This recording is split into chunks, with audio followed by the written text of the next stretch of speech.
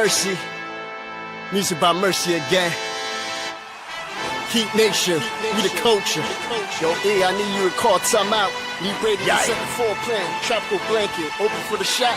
Yo, Greg, set the pick. Still 5 on the floor, still ride for my dog. Still battle on the court, still survive in the war. Keep your eye on the ball, or get burned from the keep this mic off the wall without turning the cheek. From night to day, no sleeping cats or allowed to mornings.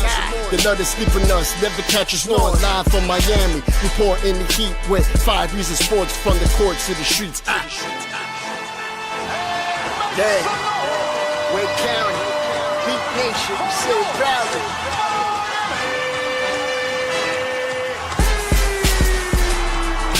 Welcome to 5 on the Floor, a daily insider show on the Miami Heat and the NBA, featuring Ethan Skolnick, Greg Sylvander, Alex Toledo, Brady Hawk, and others from the 5 Reasons Sports Network. Also, make sure to subscribe to Off the Floor for the most heat anywhere.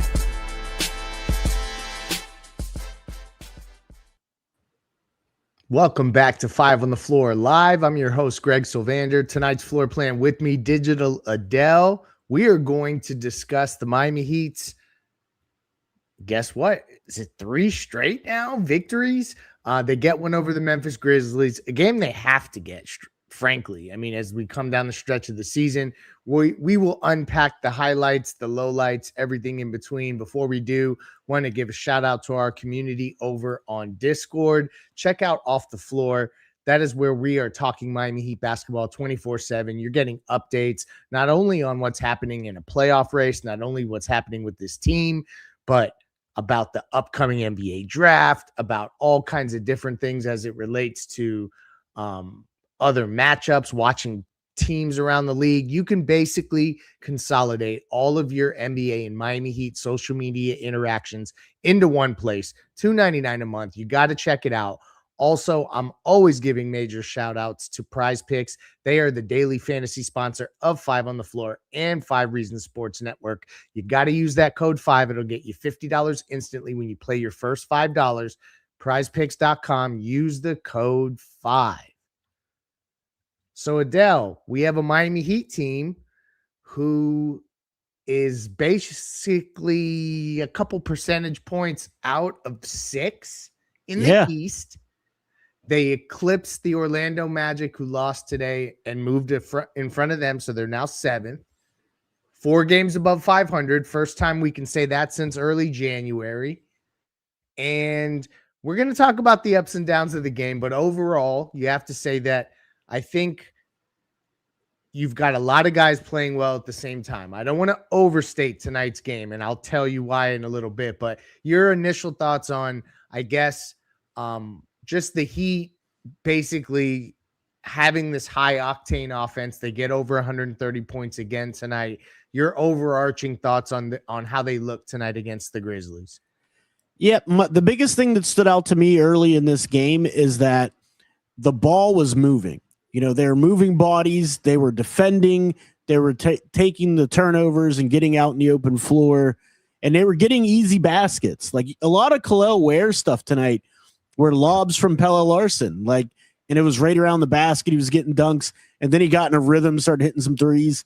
But Kasper Siakachonis, I love the fact that they put him in the starting lineup. Yeah. He ended up tonight with 5 assists. The ball was moving. And the great thing, and here's the biggest thing that stood out to me tonight. They were able to put point of attack defenders on the floor, and they were able to stop dribble penetration and wide open threes. So if you remember back when Ty Jerome played for the Cleveland Cavaliers in that playoff game, he was just coming off screens, hitting wide open threes, right? Still have nightmares. It was bad. But what stood out to me today, Ty Jerome, pick and roll, Kasper Siakachonis slides through it, doesn't allow the switch, goes chest to chest with him, made it difficult for him. So Drew Smith on the floor, Kasper Siakachonis, Jaime Hawkins Jr. is a good defender. They just have more point of attack defense than they had when Cass wasn't in the lineup. Yeah, I think I'm glad you started there, because as we saw Davion Mitchell come up as a player that was doubtful tonight and ultimately didn't play, everyone thought that was giving Eric Spoelstra the perfect platform I don't want to use the word excuse, but like Right. it would have been a sensible move to move Tyler Hero right into the starting lineup and try to force that whole issue. But instead, he did what we didn't expect him to do. Yakachonis gets what I think is his sixth, maybe sixth or seventh start of the season. And he's solid. And Eric Reed mentioned on the broadcast that dude doesn't turn 20 until May. Just remember, everyone, as you're watching Kasparos Yakachonis, and we're going to get to the players of the night because it's other guys. Yakachonis was awesome, but there were other guys we're going to talk about. We're going to get to the play of the night that happened at the very end. That's a little fun segment.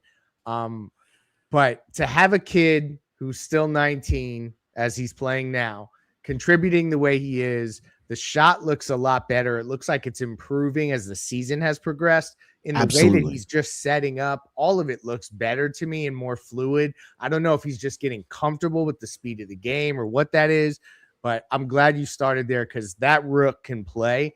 And I think that that's an important thing to identify and try to figure out is what you have in your young players. And you're finding that Spo's trusting him and he can absolutely be a rotation guy. So that's super positive if we're going to keep glass half full. There's some glass half empty stuff I got to talk about too. Before we get to the first segment, shout out to insurancebyLynette.com. Here's the Aggressive Insurance by Lynette Player of the Night. And now it's time for the Aggressive Insurance Player of the Night, sponsored by our friend Lynette. You can find her at insurancebyLynette.com. That's with 2 N's and 2 T's, insurancebyLynette.com. If you need car insurance, renter's insurance, homeowner's insurance, or any other type of insurance, she's the person to go to. Based in Lauderhill, she services the entire Tri-County area here in South Florida, and she will make sure to get you the best deal. She'll probably talk to you about the heat while you're at it. Reach out to her, insurancebyLynette.com. And now, the player of the game. I think that every game Tyler comes off the bench and agrees to continue to play that role, we should just automatically give him player of the game, Adele, because I really like the balance of the lineups and the rotations with Tyler off the bench. But again, I think we've already talked about what Yakachonis did as a starter. Andrew Wiggins passes the 15,000 point mark tonight. Almost perfect from the field. 9 of 10, 4 of 4 from 3, 6 of 6 from the free throw line. So he almost did not miss a damn shot. 28 points. This is a good Andrew Wiggins night. We want him to be aggressive, but not too aggressive. Adele, your thoughts on him and Norm? We'll talk about Norm too, because he's steady in that he's 10 of 16, continues to be efficient. Had a really sweet up and under layup that was really nice. But won't get play of the night because there's more fun stuff to talk about. But your thoughts on Norman Wiggs tonight? Yeah, Andrew Wiggins was phenomenal tonight, and it was kind of like a quiet phenomenal, which is hard to do. But he was just super efficient. He was getting to his spots. That first 3 he hit early in the game on the left wing, where it was like late shot clock, the ball was swinging, and it barely was in his hands for a split second. It was gone. It was gone, and he drained it. And just from there, he just had it rolling all night. He was, like you said, 4 for 4 from 3. He was 9 of 10 overall, shot 90% from the field, meaning he was just around the basket, making those buckets in close. A lot of it, Kasparos Yakachonis getting into the lane, facilitating and dishing to people. And Tyler Hero, he was dishing the ball too. He had a lot of assists tonight. So Wiggins was just capitalizing on a lot of it. And then, Norman Powell, man, this guy, he is just steady as they come on the offensive side of the ball. You've seen he's lost a step on defense a little bit, but offensively, man, he just knows how to attack with the right angles, draw fouls, and his ability to shoot threes on the move, like relocating, catching the ball as he's relocating to be able to hit threes, which is very, very special. And for a guy of his age to get that up and under off like that around 2 defenders, hats off to him, man. Yeah, hats off to him. Yeah. So, I thought he was phenomenal tonight. He continues. I mean, obviously he wasn't so efficient up in Atlanta. In the Heat, we should mention it's the second night of a back-to-back. They get this one done, despite some stuff we're going to talk about next. that isn't as positive, but Norm continues to be a really consistent player. Tyler Hero, though, in the first half specifically, was really instrumental in them building a lead and a cushion and good habits towards getting this one done. So shout out to both of them. Eric Reed was calling them Thunder and Lightning on the broadcast. I don't know if that's the nickname we're rolling with for those two. It sounds a little like Shake and Bake from Ricky Bobby to me. So I think we need to kind of I love what Eric Reed does, obviously, and he is the best at play-by-play, but I don't know if I'm going with Thunder and Lightning for those guys. No. Let's run to the play of the night, because we don't need to go through all that happened here. I think that the main thing Heat fans need to know is the Heat are stacking, as Spo likes to say, they're stacking good days. Yes. Even guys like Kel'el Ware are playing a role that I think is important. Tonight, he came off the bench and got 15 rebounds. The Heat out-rebounded Memphis 57-35. Like that. Right. That's the kind of stuff you want to see. 17 offensive rebounds. So there was a little bit of everyone playing really good roles. But the two things, Adele, and I'm interested to hear your perspective on this, is that the turnovers continue to plague this team. They had 18 tonight. They forced 13 turnovers on the other side, but 18 turnovers. And then for me, it's the defense. I think that against the Memphis team, and they ended up shooting 47% from the field. They had 95 field goal attempts. Miami had 94. So it's a very even game that way. Free throws were a little slanted towards Miami's side, but ultimately, I don't think the Heat look connected enough on defense. If this was a good team, like one of the upper echelon teams, if they were having to play up instead of play down in a game like tonight, I don't know that this defensive effort is good enough. Am I off in that assessment? How do you feel about what the defense has looked like tonight specifically? No, the defense isn't good enough, and it's not really going to be, but point of attack defense was better because you have, like I said, Kasper Shakachonis in the lineup to play with those starters. The problem, and this is what the genius of what Spo's doing, if Tyler can accept that role off the bench, because if you put him back in the lineup and you lose the point of attack defense you have, it's going to be even worse. Yeah. You're really not able to compete that way. But whenever you put him coming off the bench, he's kind of tying those minutes with, Drew Smith and Kel'el Ware for the shot blocking purposes. But, Kel'el Ware tonight, he had a good game. I like what Kel'el Ware's been doing in terms of focusing on rebounding, doing the little things. They're doing a really good job of hiding him in the pick and rolls, so he's not really in those situations that much. Yeah. And tonight, Memphis, they rolled out 2-6-7 guys. You know what I mean? Like he's Kel'el Ware is 7'1". So he did what he was supposed to do. He did his job, and I like that. But as far as the point of attack defense, Norm's not a good point of attack defense anymore. Wiggins isn't a good point of attack defense anymore. So I really think as the season rolls on, as good as Wiggins is and as good as, these guys are offensively, I'd like to see Jaime play as many minutes as you can get him to play, because he's a two-way player that can play point of attack defense. Keep Kasper Shakachonis on the floor, Pelle Larsson on the floor as much as you can. And, of course, Bam, because he's the best defender on the team. So I think they just need to lean a little bit more into youth, as Spo is doing, and you're starting to see results. Yeah. Shakachonis becoming a guy that you're talking about as a steadying force on the defensive end in any capacity is not what we prescribed from him. I mean, we thought he could be adequate on that end, but the fact that you're seeing him compete at another level, the physicality of the league, he's not getting pushed around. I'm not saying he's going around pushing everyone else around, but he's not getting pushed around. And I think that those are things at his age. Sometimes you see kids come in and they have the best of intentions, but they're just physically not there yet. And so he's going to build on that. That's been a really positive development for sure. There's another guy who just got a standard contract who has had a lot of positive developments lately. He's going to get play of the night. that is queuing up the segment from Mobile C-Arm and Staffing. Let's get to it now. And now it's time for the X-Ray of the Play of the Day, brought to us by our friends over at Mobile C-Arm and Staffing Services. Nelson and his team will bring the X-ray equipment and the staffing to you. If you work in a hospital or a medical office, get a consultation today at c-armandstaffing.com or give them a call at 561-891-9620. Their fleet of trucks at your service. Again, it's Mobile C-Arm and Staffing Services, 561-891-9620. And now, the X-Ray of the Play of the Day.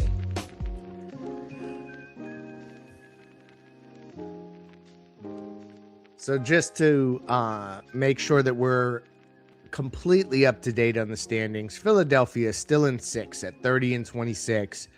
They are only 0.2% ahead of the Miami Heat for 6. So to me, that's a virtual tie, because I don't know, maybe the calculators are going to break the other direction tomorrow morning when I wake up and the Heat will be up, right? But they passed Orlando. They're in the 7th spot.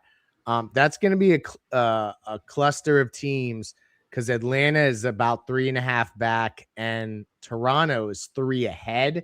So to me, this is like this cluster of teams that towards the last 20 games of the year, as we approach that, Philly, Miami, and Orlando are in a dogfight there. And Miami has a chance to create some separation. Tonight, they had to create separation between Scottie Pippen and Myron Gardner. That is our play of the night, as it appeared as if chaos was going to ensue late. Myron Gardner kind of gave a cheap shot, for lack of a better term, kind of like, I only call it cheap because Scottie Pippen wasn't looking when it happened. Right. And kind of laid him out a little bit. Didn't hurt him, but enough to make him fall. Scottie Pippen charged back down the court and then tried to throw hands with Myron, but it ultimately spilled into the stands a little bit. But it was just a scuffle on the ground. No Heat players, which were on the complete opposite end of the court, left the bench. They kept everything under control that way. It was a lot of at first I was like, oh no, how are you going to have a big home victory? Now they got to go on the road and play Milwaukee, who's trying to win for now. Right. And Philly, who they're right in the mix with any suspensions. There's none of that. But you said something to me that I think is an interesting point, and I'll let you talk more about it. But Myron Gardner is a pest, and teams are not going to be happy with him out on the court. He seems to have that vibe to him where he annoys people. Your thoughts on what that can mean for them? Because it looks like Spo trusts him enough to play minutes, at least in some situations. He's gotten some starts as well. Your thoughts on the now Heat standard contract, Myron? Yeah, Myron got the standard contract. He's part of the plans for the short-term future here for the Miami Heat. 6'5", 220, and he has a knack for getting under players' skin, man. And he just gave him a bump. There was no foul called. The refs didn't even call a foul on it. And so he gave him a bump, man. He went down, and then Myron and Scotty locked up. Scotty got in his face and kind of like put his hands up around Myron's throat. And then Myron just was like, "You're coming with me, buddy." And just took him to the ground. Down they went, And down they went. And you could see the camera shot. Myron, while he was on the ground, was laughing. Yeah. He was just kind of holding Scotty down. He's Even like Spo cracked a smile. I saw as they got back to the bench, and they have I do want to give a shout out to I guess it's Fox Sports, whoever it is that's doing the broadcast now. They have really cool camera angles. They're getting closer to the bench and stuff like that. There's been a lot. Like there was the last game, and this is completely random stuff, but just bear with me. It's a game against Memphis. Just bear with us. Bam was on the bench. They had some cool angles. Tonight they were showing Spoelstra kind of in the huddle, laughing amongst the guys as Myron Gardner came back. I think it's cool to integrate some of that stuff and see it. But ultimately, it's good to see scrappy Heat. I think that with so many teams checking out on the season, if Heat fans can take anything from this, it's that even a game against Memphis, there's a little bit of scrappy intentions, and the Heat need that. Yes, Like they need they every do. edge competitively that they can get. They head out to Milwaukee and Philadelphia. They really need that Philly game. Like that's the kind of, if we're talking about building blocks to getting to 6, Right. and not having to do this play-in crap again, Adele, it's winning the games against the teams directly in front of you. That's Philly. Your thoughts as they head out on this 2-game trip against Milwaukee and Philadelphia? Can they sweep the trip? I know that that's a trick question because there's a lot that goes into it, but your thoughts on what we may see from them as they go out on the road? I mean, I think they split the trip more likely, but I think they really need to lock in defensively. When you're playing at a higher pace, you are going to get some more turnovers, but when you play better teams, you really got to take care of the ball. And Philly has Maxey. They have VJ Edgecombe, the outstanding rookie, coming from Baylor, from the college basketball ranks in the 2025 draft. He's absolutely dynamite, man. Explosive player. Jump shots getting better. And if Embiid's healthy as well, that's going to be a lot of on Khalil Ware's plate not to get into foul trouble. Because Bam, if you put Bam on him early, then you got to worry about Bam potentially getting into foul trouble. So there's a lot that goes into it playing against a team like that. They're still honestly trying to figure themselves out. It's not like the record's terrific or anything like that. It's good, but they're not unbeatable. So, you just got to hope. You just got to come in with your hard hat, maybe a little Myron Gardner to get under somebody's skin in that game. Yeah. But that's kind of going to be his role. Milwaukee is interesting because Cam Thomas is an absolute bucket, right? Like they picked him up in free agency and he's been just on a tear since he's got to Milwaukee, and Giannis hasn't even played yet, like with him on the floor. So him and Ryan Rollins are a problem offensively. So again, it's going to come down to point of attack defense. Can you get enough stops, and are you able to continue to get out in transition and not turn the ball over? Another guy that's going to put pressure on him on Milwaukee's team is a player who had a great night the other night in a really high-scoring affair where I think Cam Thomas, Ryan Rollins, and Kevin Porter Jr. all had 25 or more. It may have been last night, but the days run together for me now. At the ripe old age of 44 that I am now, I turned 44 yesterday. Shout out to everybody who was in the comments earlier wishing me happy birthday. That's very kind of you. The Heat get the victory.